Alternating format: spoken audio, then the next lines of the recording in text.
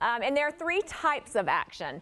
There is direct action, and I think of this as your students have clients that they're connecting with and interacting with. So for example, if fifth graders want to tackle something surrounding literacy and they're going to go read to kindergarten or first grade students, that's direct service because they're interacting with those kids. An example of indirect service might be where your fourth or fifth graders are making some ABC books or something that they're going to pass on to some other kids. That would be indirect service. And then the third type of service is advocacy. And that would be something like kids doing an awareness campaign regarding the importance of parents reading to their young children. So those are the three types of action for service learning. You might embed all of those into your action plan, or you might just choose one type of service. The reflection piece is an important part of service learning, and that should be ongoing, and that's really where you're talking to the kids or giving them opportunities to reflect, to say, you know, what have I learned and how has my thinking changed? And then the demonstration of results and some sort of celebration. You know, we so often do that when we're trying to promote positive outcomes in schools. But again, the important piece is that you're sending the message to kids, you are an important part of this school community and you have the skills and the talents to impact positive change within our community. And I want to just give you an example of a service learning project that one of my schools did with their target group. And this particular school, their entire target group was 52 special ed students because they had a big special ed population. It was a middle school in a metro county. There was a student who passed away, and so the community paid for a memorial bench with an inscription of the student's name. And it was in a very lovely place on the school grounds. But the target group service learning project was to plant flower beds around that memorial bench. So they had to figure out the mixture of soil and fertilizer. They had to do a budget to go to Home Depot, what kind of flowers are going to be, what kind of care are they going to need, you know, year round and so forth. And they had to do the math, they had to do the science, and then they actually literally planted the flowers. We're talking about the students who were the least successful in that building making this amazing contribution and how good they felt about making the contribution. So the power of service learning is just really there.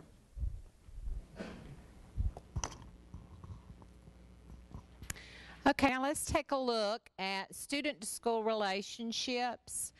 And in one of the counties where I work, they have what's called a Gallup poll that the central office sends out to all of the schools to see how students are doing.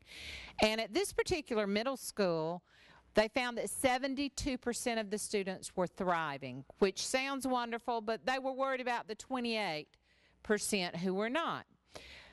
This school had targeted students that they were working with through the Graduate First project. And so what they decided to do to see how our targeted students felt about school and what they could do to improve if they considered it, you know, a problem area, they sent out this survey to 25 students, 25 targeted students.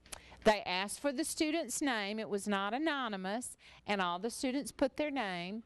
And these are some of the questions that they asked. They asked, do you like school? 66%, 67%, or two-thirds of the kids said yes, they did.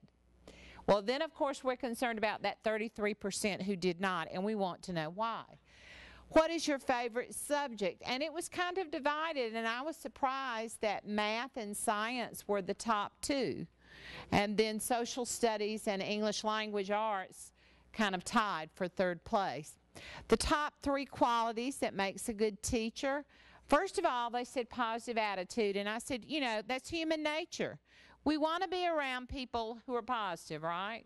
We want to be around somebody who can motivate and inspire us. The second thing they said was critical, was checking for students' understanding. I often refer people to that Ferris Bueller, the movie, where the teacher's up there asking a question, anyone, and then he answers the question. Students are sleeping, students are in comas. You know, this is not what we want. We want a teacher who can check for student understanding and not give the answers to the questions and give them more than 1 second to come up with an answer. Finally, they said makes learning fun. And I often say if my math teachers along the way, rather than explaining it to us from the board about percentages, say if they talked about how I could how would I figure out 10% of a sale, you know, on shoes? I would have figured it out. But because I was not a good math student and I hated it and it was never fun, I never did very well in math. So we want to make learning fun for the students.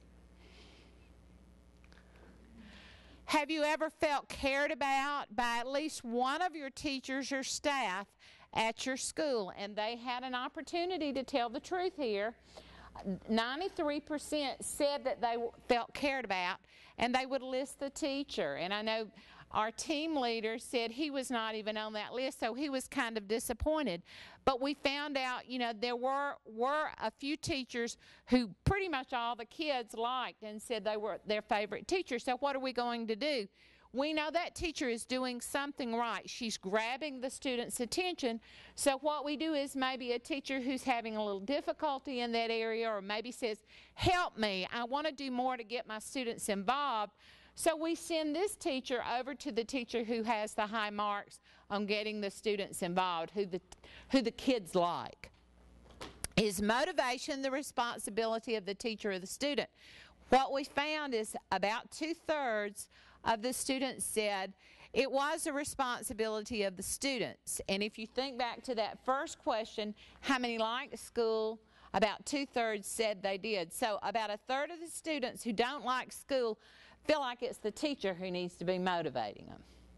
So that, you know, that was kind of interesting there, that these students felt like the teacher had to do the motivation. They didn't have that intrinsic, I want to do well in school for my own self. You know, they felt like the teacher should do the motivating. So, hey, you know, sometimes we have to put on a dog and pony show, but if it gets the kids exciting about learning, that's what we do. List one thing that motivates you to do your best in school, and of course the usual answer is candy or stickers. But what we found at this particular school, some of the kids said what really would motivate them is if they were allowed to run down the hall. Now, you know, we're always saying be quiet, walk in a straight line, don't dawdle. These kids wanted to run in the hall. Well, if it's okay with the principal and you can work out a time when it won't distract the rest of the classes, hey, do it. If that's what motivates the kids, doesn't cost any money and it's fun. And, you know, maybe they're a little bit of a rule breaker, so they feel like they're breaking some rules. But this is a type of strategy you can use, and you can develop your own. We just kind of came up with this based on what we felt like was important with this group of students. Find out what motivates them. You know, because like I said, going back to my teachers, if they realized I loved going to sales and saving a little bit of money, if they had figured out that was what motivated me to learn math, maybe I would have been better at math and wouldn't have to use a calculator. Well, short of writing down, let the kids run down the hall, if you would take your reflection sheet at this moment, and we've looked at student-to-school connection strategies. If you're already using one at your school, jot it down in this column. If you heard one that you might want to try, jot it down in this column, give you a minute for that. If you didn't hear anything you want to try, leave it blank.